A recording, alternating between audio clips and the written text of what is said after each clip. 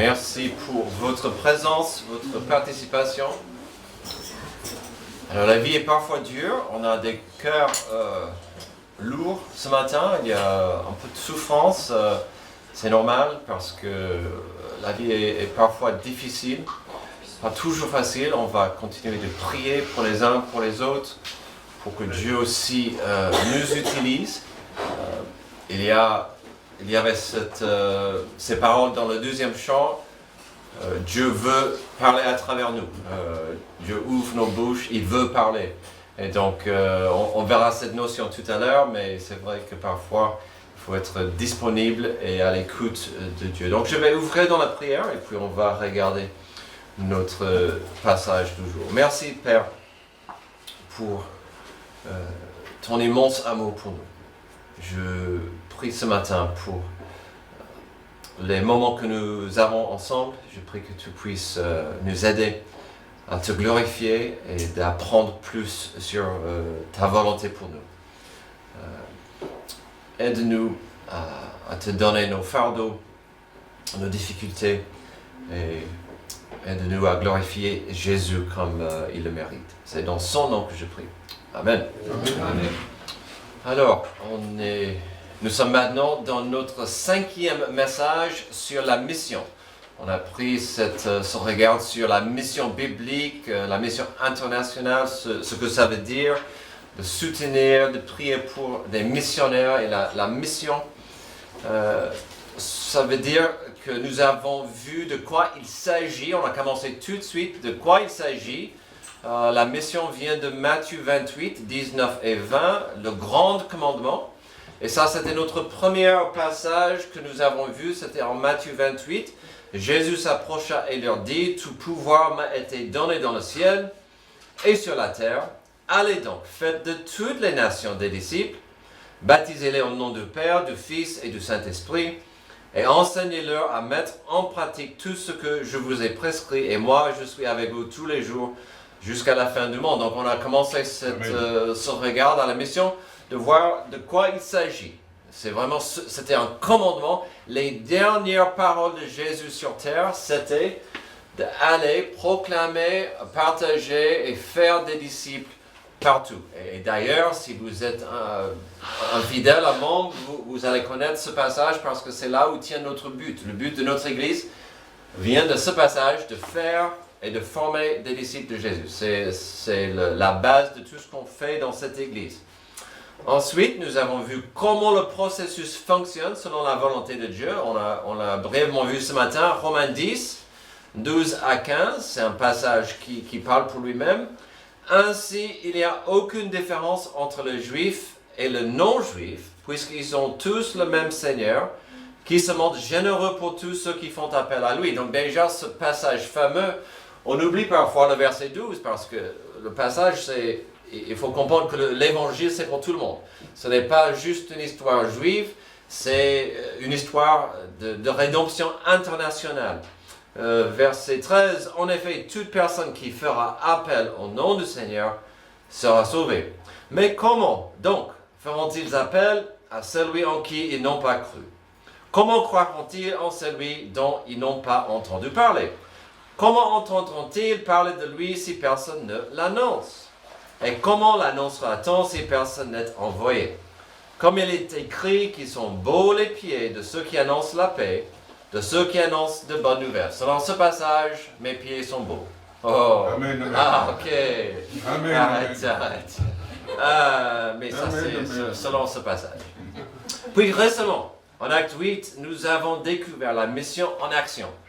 On a campé un peu en acte 8 pour voir comment ça se développe. Quasiment pour la toute première fois, je recommence. En acte 8, nous avons découvert la mission en action, quasiment pour la toute première fois, avec Philippe en Samarie. Donc, l'autre version du Grand Commandement, c'est acte 1, 8. Mais vous recevrez une puissance, le Saint-Esprit survenant sur vous, vous serez mes témoins à Jérusalem, dans toute la Judée, dans la Samarie et jusqu'aux extrémités de la terre. Ça, c'était l'autre version du Grand Commandement. Jésus a dit, vous serez mes témoins, et en allant, vous serez mes témoins. Jérusalem, c'est là où ils étaient. Judée, c'était le territoire un peu plus loin. Samarie, c'était l'endroit plus loin où rempli des Samaritains, des gens qu'on n'aime pas trop. On a certaines choses en commun, on parle le même langage, mais on sent... c'est pas beau. On n'aime pas trop les Samaritains, donc pour nous, ça sera la Belgique. D'accord? Même langage, culture un peu, mais non, c'est pas donné.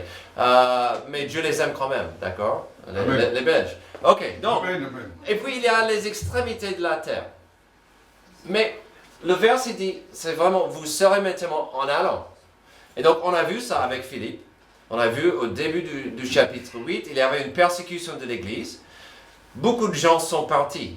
Ils se sont fuis de Jérusalem. Et en allant, ils ont fait des disciples, des convertis. Et donc Philippe a eu un énorme succès en Samarie. Il y avait des gens qui venaient à Jésus, qui voulaient se faire baptiser. C'était magnifique ce qu'on a vu au chapitre 8. Mais c'était vraiment acte 1-8 en action. C'était l'accomplissement de ça. Aujourd'hui, quand on retrouve notre héros, Philippe, en Samarie, l'histoire va pivoter, mais radicalement. On aura des moments difficiles à comprendre. Nous verrons des détails qui nécessitent des questions brutalement honnêtes. Il y aura des moments où on sera tenté de dire « Non, non, non, c'est pas possible. » Amen, amen, amen. Et c'est parce que nous allons voir Dieu en train d'appeler Philippe encore à la mission. Encore, il va recevoir un appel à la mission. Le saviez-vous par rapport à un appel à la mission? Quand quelqu'un me demande « Pourquoi vous êtes en France ?» ma réponse souvent mène à l'incertitude ou même le scepticisme. Parce que si un athée me demande « Pourquoi vous êtes en France ?» la réponse la plus simple c'est « Dieu m'a appelé ici ». Donc un athée va dire « Ah, un cinglé ». Ou quelqu'un qui est un peu radical. Un agnostique va dire intéressant, peut-être il y a un Dieu, si ce mec pense qu'il est appelé en France. Quand je peux partager l'histoire, souvent je vois les athées en train de dire waouh, c'est incroyable ce que vous me racontez. Mais ça, c'est ce qui arrive parfois quand Dieu appelle à la mission. Le saviez-vous? Quand Dieu a appelé Amy de devenir missionnaire, ma femme, elle avait que 10 ans. 10 ans. Et quand elle disait, après ça, Dieu veut que je devienne un missionnaire. Dès ce jour-là, elle avait des doutes parfois où elle pensait à autre chose, mais elle est toujours revenue à cette notion.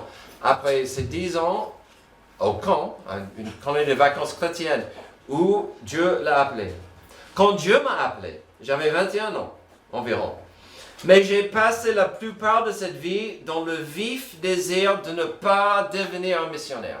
D'éviter cette vie, de ne pas vivre cette vie. C'était pas pour moi. Non merci. Quand Dieu a appelé Amy d'aller en France en tant que missionnaire, sa première réaction c'était de m'appeler pour le dire. Parce qu'on était ensemble, on était amoureux. Mais après quelques moments de réflexion, elle a compris que c'était une mauvaise idée de m'appeler et me dire que Dieu l'avait appelé en France. Oui, si quelqu'un pourrait... merci. C'est pour le... C'est gentil. Quand Dieu m'a appelé en France, j'ai compris le risque réel et fort que cela impliquait. L'appel de Dieu pour ma vie impliquait une vie sans Amy. Et que nous devrions peut-être nous séparer après une belle relation ensemble depuis quelques années. Pourquoi je vous ai dit tout ça? Parce que sur un certain niveau, l'appel à la mission est illogique. Demandez à Jonas si son appel lui arrangeait ou pas. Pourquoi Jonas devait quitter chez lui pour annoncer la parole de Dieu aux étrangers?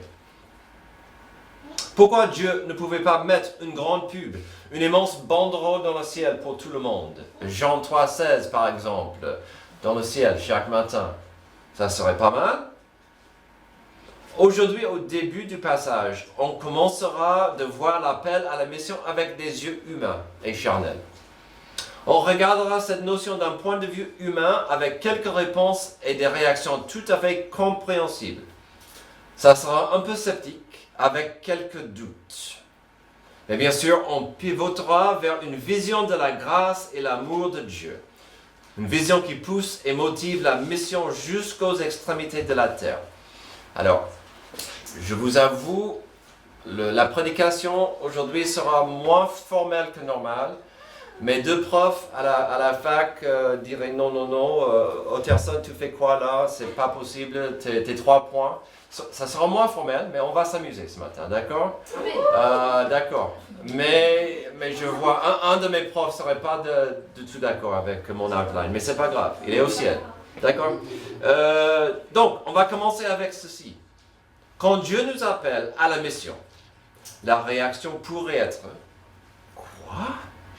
Mais quoi? » Un ange du Seigneur s'adresse à Philippe en disant « Lève-toi et va en direction du sud, sur le chemin qui descend de Jérusalem à Gaza, celui qui est désert. » Il se leva et partit.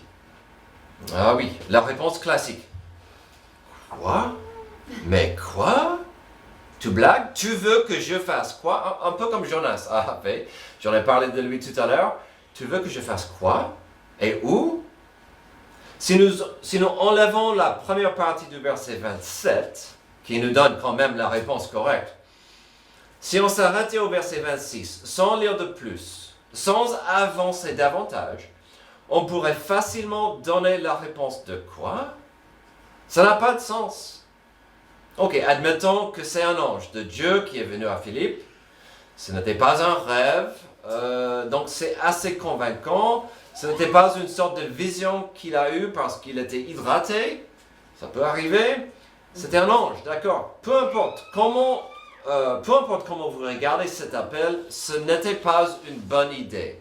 Quand vous regardez cet appel, logiquement, ce n'était pas une bonne idée.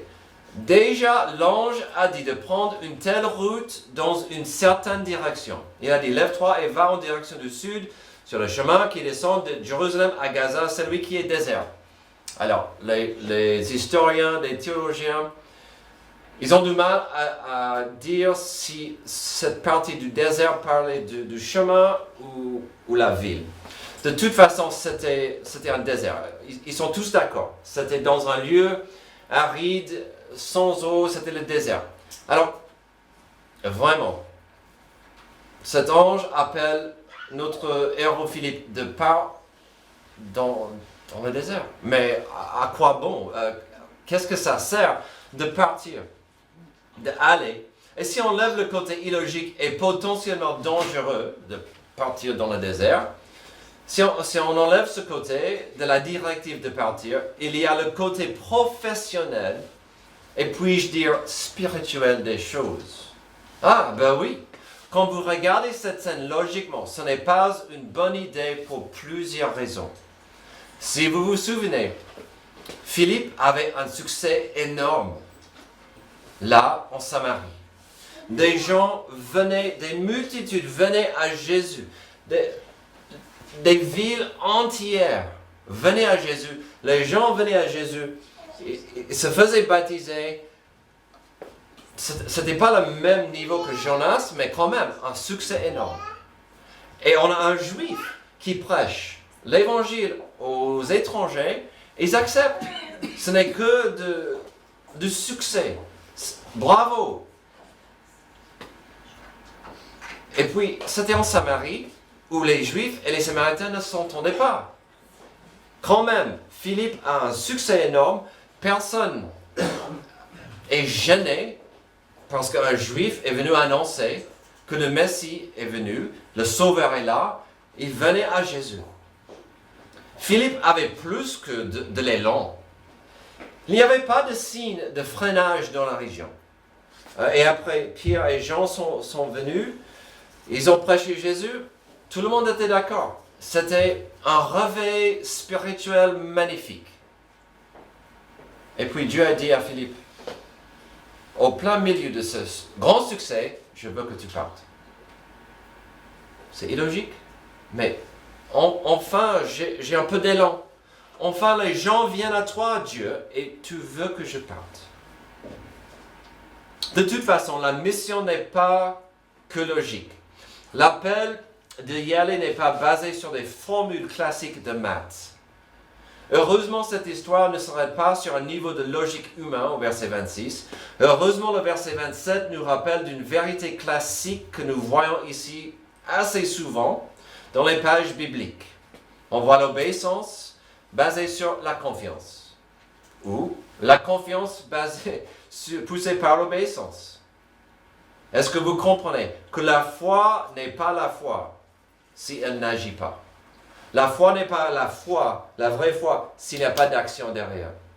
Et donc, quand Dieu a dit go, il est parti. Et c'est magnifique.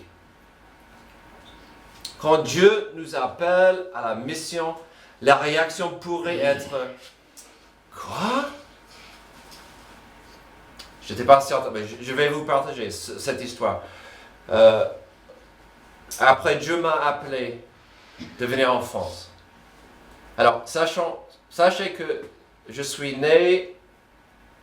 un enfant de missionnaire.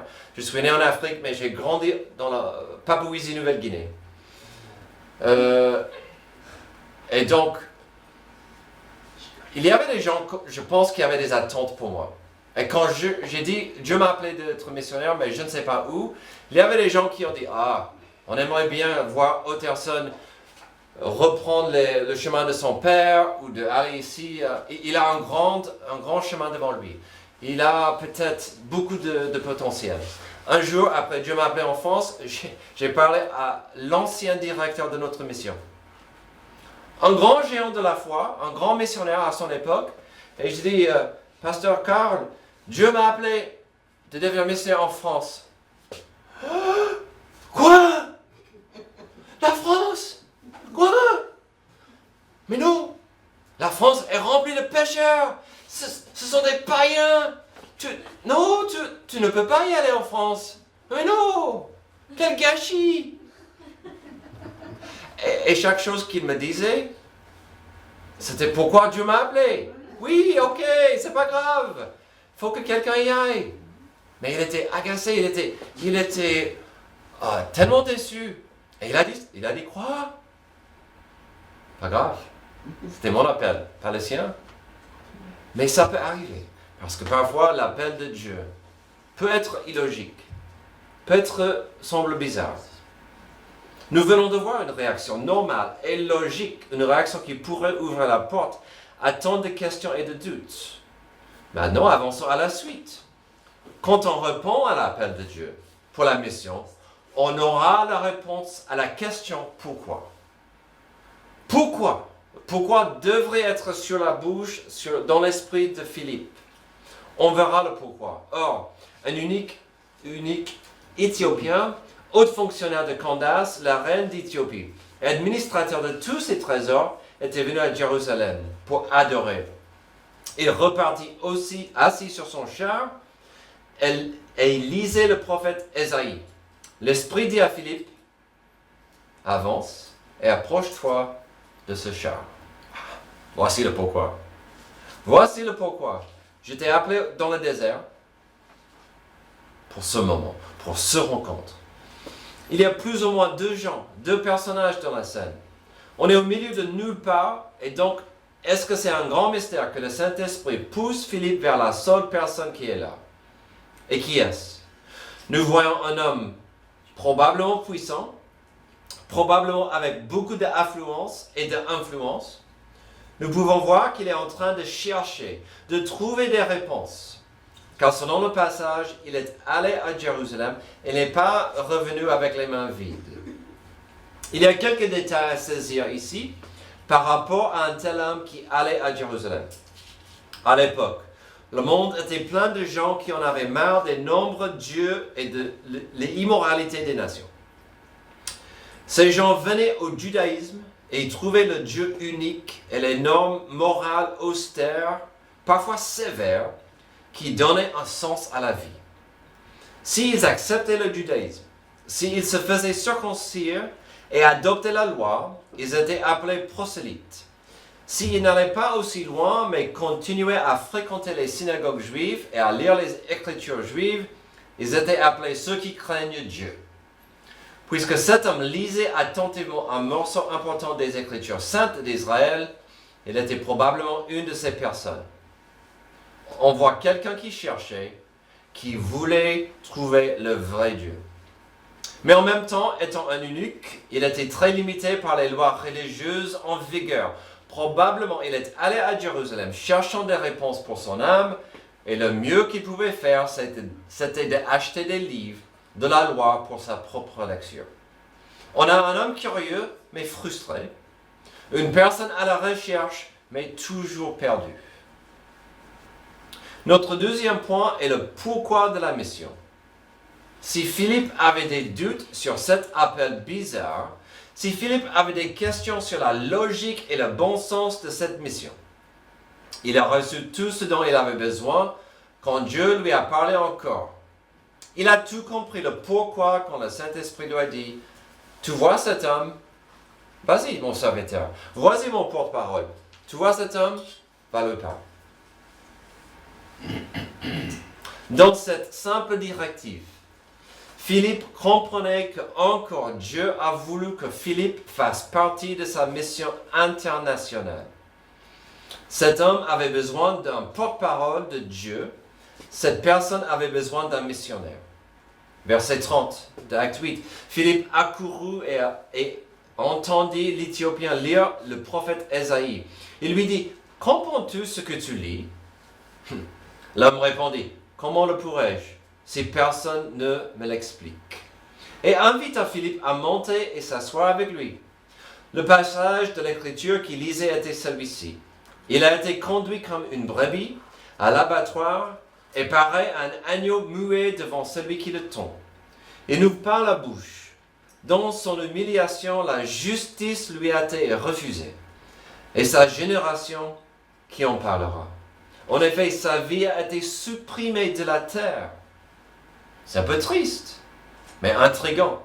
Verset 34, l'eunuque dit à Philippe, « Je t'en prie, à propos de qui le prophète dit-il cela? Est-ce à propos de lui-même ou de quelqu'un d'autre ?»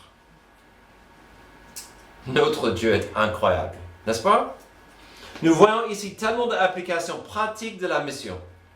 On pourrait dire ça aussi pour certaines choses qu'on a vues pendant nos études ces dernières semaines sur l'évangélisation, sur le besoin de témoigner. Trouver un lien, trouver des sujets en commun avec les gens, trouver des façons de partager l'espoir qui est en vous, trouver des façons de partager la bonne nouvelle avec les gens. On n'est pas là pour marteler, mais partager. Trouver des gens frustrés comme ça. Et on peut trouver des moyens et des moments pour partager. Mais revenons au passage. À l'époque, ce n'était pas facile d'avoir une copie des Écritures saintes. C'était cher.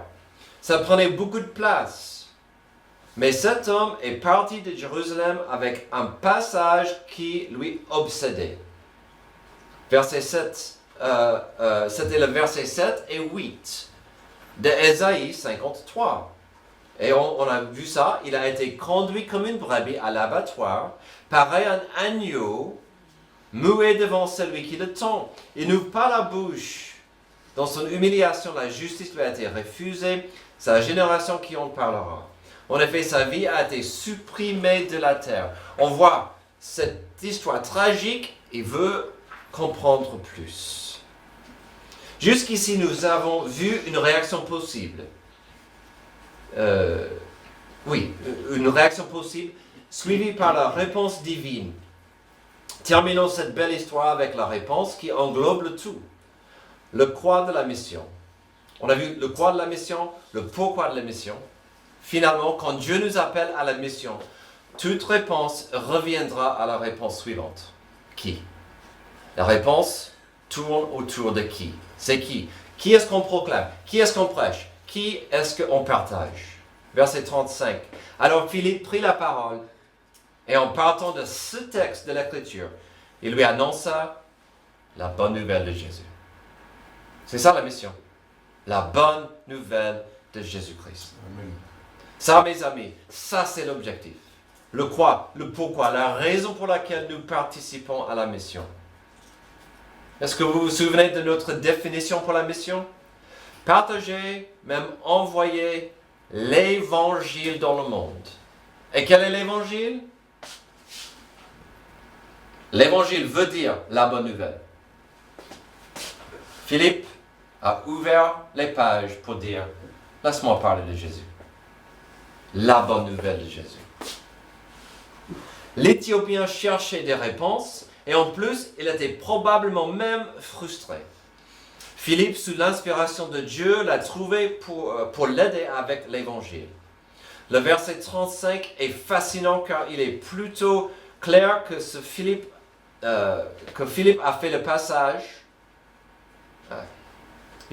Ce que Philippe a fait avec le passage. Il aurait expliqué le contexte de ce que le monsieur lisait. Quelques petits versets avant et quelques versets après. Si Ésaïe 53, 7 et 8 l'obsédaient, Philippe voulait qu'il voie l'image totale. Donc on va voir brièvement 1 à 6. De Ésaïe 53. Qui a cru à notre prédication? À qui le bras de l'Éternel a-t-il été révélé? Il a grandi devant lui comme une jeune plante, comme un rejeton qui sort d'une terre toute sèche. Il n'avait ni beauté, ni splendeur propre à attirer nos regards, et son aspect n'avait rien pour nous plaire. Méprisé et délaissé par les hommes, homme de douleur, habitué à la souffrance. Il parle de Jésus, n'oubliez pas, il était pareil à celui face auquel on a détourné la tête. Nous l'avons méprisé, nous n'avons fait aucun cas de lui. Pourtant, ce sont nos souffrances qu'il a portées. C'est de nos douleurs qu'il s'est chargé et nous l'avons considéré comme puni, frappé par Dieu et humilié. Mais lui, il était blessé à cause de nos transgressions. Vous voulez la bonne nouvelle? L'évangile, c'est ça. Jésus était blessé à cause de nos transgressions, brisé à cause de nos fautes. La punition qui nous donne la paix est tombée sur lui. Et c'est par ces blessures que nous sommes guéris. Nous étions tous comme des brebis égarées. Chacun suivait sa propre voie et l'Éternel a fait retomber sur lui nos fautes à tous.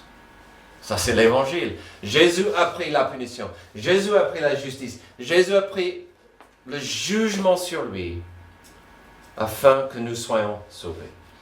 Forcément, il serait compliqué de comprendre les versets 7 et 8 sans comprendre la souffrance et la raison de la souffrance que nous venons de voir dans les 6 premiers versets. Maintenant, quand on voit 7 et 8, c'est plus compréhensible. Il a été maltraité. Il s'est humilié et n'a pas ouvert la bouche. Pareil à un agneau qu'on mène à l'abattoir. Une brebis muette devant ceux qui l'attendent. Il n'a pas ouvert la bouche, il a été enlevé sous la contrainte et sous le jugement. Et dans sa génération, qui s'est inquiété de son sort? Qui s'est soucié de ce qu'il était exclu de la terre des vivants, frappé à cause de la révolte de mon peuple? Mais là, Philippe pouvait lui expliquer mieux la beauté et l'imagerie dans les versets 7 à 8. Oui, il souffrait. Oui, il a payé un prix terrible. Oui, il était une brebis. L'agneau de Dieu qui ôte le péché du monde. Puis il devait continuer un peu quand même avec la suite au verset 9 à 12. On a mis son tombeau parmi les méchants, sa tombe avec le riche, alors qu'il n'avait pas commis de violence et qu'il n'y avait pas eu de tromperie dans sa bouche. L'Éternel a voulu le briser par la souffrance. Si tu fais de sa vie un sacrifice de culpabilité, il verra une descendance et vivra longtemps, et la volonté de l'Éternel sera accomplie par son intermédiaire. Après tant de troubles, il verra la lumière et sera satisfait. Par sa connaissance, mon serviteur juste procurera la justice à beaucoup d'hommes. C'est lui qui portera leurs fautes. Voilà pourquoi je lui donnerai sa part au milieu de beaucoup. Il partagera le butin avec les puissants parce qu'il s'est dépouillé lui-même jusqu'à la mort. Qu'il a été compté par les criminels parce qu'il a porté le péché de beaucoup d'hommes et qu'il est intervenu en faveur des coupables. C'est incroyable comment Ésaïe a pu écrire et expliquer la mort et le pourquoi de la mort de Jésus des siècles avant. On n'est pas là, on n'a pas le temps de décortiquer ce passage en Ésaïe 53, un passage écrit des siècles avant Jésus-Christ. Et ce n'est pas un mystère qu'il est rempli avec tant de détails et d'informations précises sur le sacrifice de Jésus pour nous à la croix. Ce passage était écrit pour montrer l'amour de Jésus pour nous, et c'est cela que Philippe a partagé et expliqué avec joie à notre pèlerin. Dans ce cas, est-il si incroyable de voir la suite en Acte 8, 36? Comme ils continuaient leur chemin, ils arrivèrent à un point d'eau. L'eunuque dit, voici de l'eau. Qu'est-ce qui empêche que je sois baptisé? Philippe dit, si tu crois de tout ton cœur, cela est possible. Amen. L'eunuque répondit, je crois que Jésus-Christ est le Fils de Dieu. Amen. C'était il y a 3 semaines en Romains 10 dans notre série que nous avons vu qu'une des forces qui pousse et qui inspire la mission, c'est de voir des gens arriver à ce stade-là. Ce que nous voyons dans notre scène avec Philippe et l'Éthiopien, nous avons vu en Romains 10. Si tu reconnais publiquement de ta bouche que Jésus est le Seigneur, si tu crois dans ton cœur que Dieu l'a ressuscité, tu seras sauvé. En effet, c'est avec le cœur que l'on croit et parvient à la justice. C'est avec la bouche que l'on affirme une conviction et parvient au salut. Comme le dit l'Écriture, celui qui croit en lui ne sera pas couvert de honte. On a la même chose qui arrive ici. C'est magnifique. On a ça dans notre passage. Philippe comprend ce qui se passe dans le cœur de son nouvel ami. Le verset 37 est tellement magnifique. Quand il dit, je crois que Jésus-Christ est le Fils de Dieu. Amen. Il a tout compris de Ésaïe 53. Jésus-Christ est venu, il est mort à ma place, il a pris mon jugement, la justice de Dieu pour moi. Que pouvons lui faire d'autre, Philippe? Verset 38. Il fit arrêter le char. Philippe et l'eunuque descendirent tous les deux dans l'eau, et Philippe baptisa l'eunuque.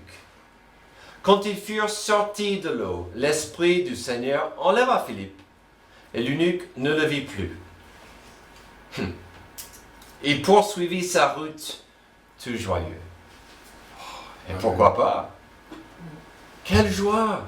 Il avait Jésus dans son cœur, le Saint-Esprit dans sa vie, il est un disciple de Jésus. Philippe se retrouva dans Azote, puis il alla jusqu'à Césarée, en évangélisant toutes les villes par lesquelles il passait. Donc on voit encore cette notion, cette vague de l'évangile, cette vague de la mission. L'Éthiopien est devenu un disciple de Christ ce jour-là. Il a accepté Jésus-Christ comme Sauveur et Seigneur. Il a suivi avec joie dans les eaux du baptême. La mission donnée à Philippe, aussi bizarre, inhabituelle et illogique qu'elle semblait, est devenue un bel exemple de la sagesse et la grâce de Dieu.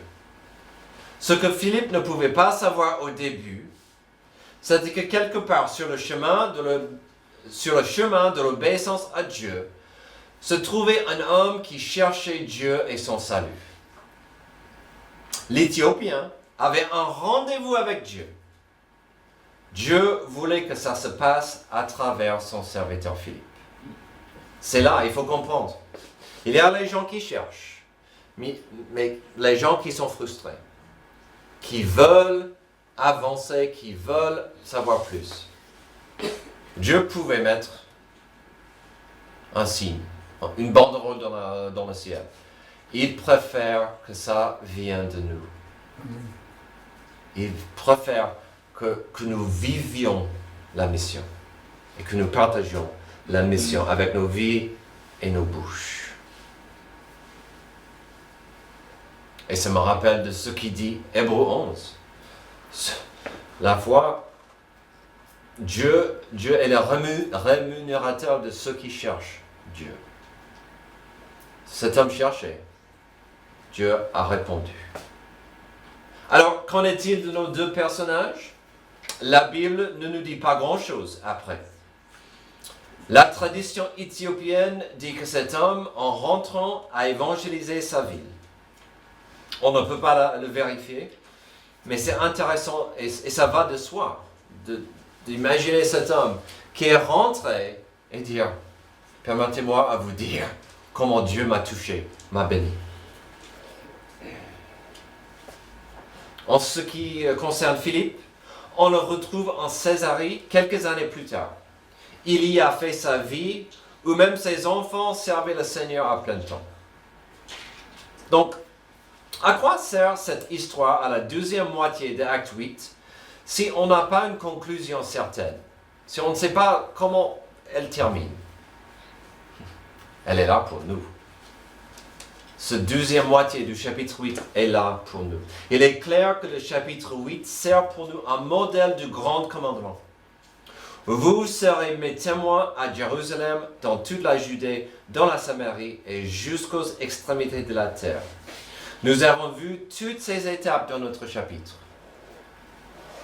Il a quitté Philippe, Jérusalem, en Césarée, il a campé en Samarie, et puis il était un témoin aux extrémités de la terre à travers cet homme. Mais n'oublions jamais ceci. Dans l'obéissance à Dieu, Philippe a témoigné à quelqu'un qui allait vers l'autre bout du monde. Quand je donne à la mission, quand je prie pour la mission, on ne sait pas parfois ce qui va arriver avec ça. Il y aura tellement de gens au ciel. Il y a eu une théorie belle.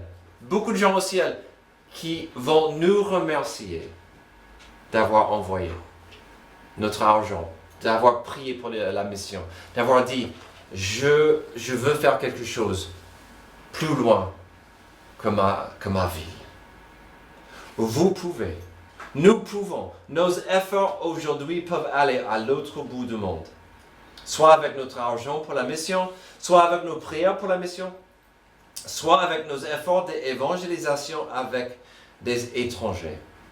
Des vagues de semences au grand commandement peuvent et doivent toujours agir et rebondir. C'est juste, il faut que nous soyons prêts et disponibles à agir. Prions. Merci Dieu pour ce passage qui nous rappelle l'importance de la mission, de ton plan, de la rédemption. Aide-nous à comprendre que tu es à l'œuvre, mais tu veux nous utiliser dans ces vagues de bonnes nouvelles. Que nous soyons à ton écoute aujourd'hui et demain. C'est dans le nom de Jésus que je prie. Amen. Amen. Levez-vous pour notre dernière